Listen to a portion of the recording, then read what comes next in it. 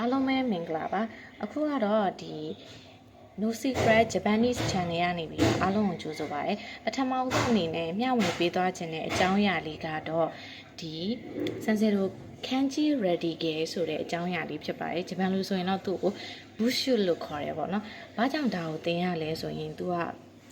ဒီ Kanji Radical ဆွဲချက်တွေကိုဒါသိထားမယ်ဆိုရင် Kanji ကိုပထမဆုံးတစ်ချက်အနေနဲ့လွယ်လွယ်ကူကူမှတ်နိုင်မယ်ပေါ့နော်ပြီးသွားရင် Kanji ရဲ့တိစောက်ထားတဲ့အစိတ်အပိုင်းတစ်ခုချင်း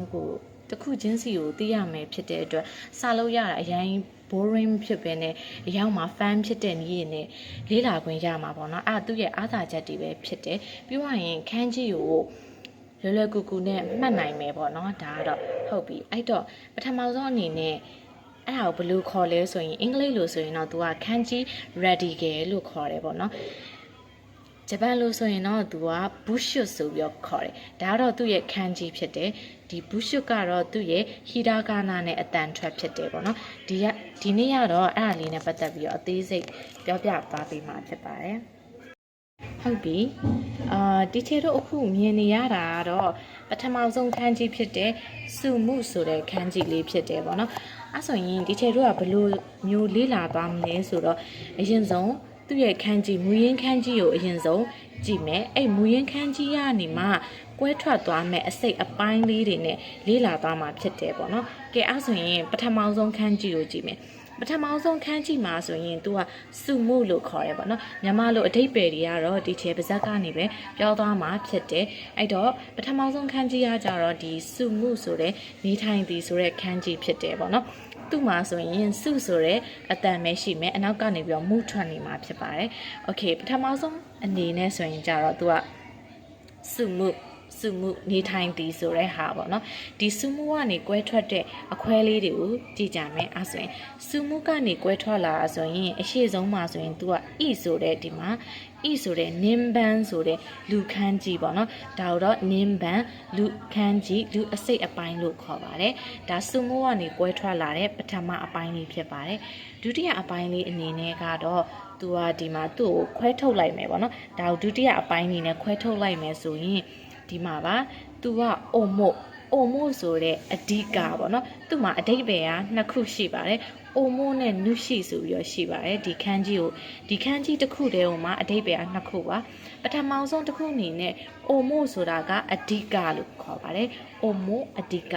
ဒုတိယအနေနဲ့ကကြတော့ဒီခန်းကြီးကိုပဲနုရှိဆိုပြီးတော့ခေါ်ပါတယ်နုရှိဆိုတာကကြတော့ပိုင်ရှင်ကိုပြောတာပေါ့နော်အဲ့တော့ဒီခန်းကြီးကိုတွင်ရင်အိုမိုနုရှိအိုမိုကအဓိကကြတော့နုရှိကပိုင်ရှင်လို့ဆိုလိုချင်တာပါဟုတ်ပြီဒုတိယတစ်ခုအနေနဲ့ပေါ့နော်ဒီ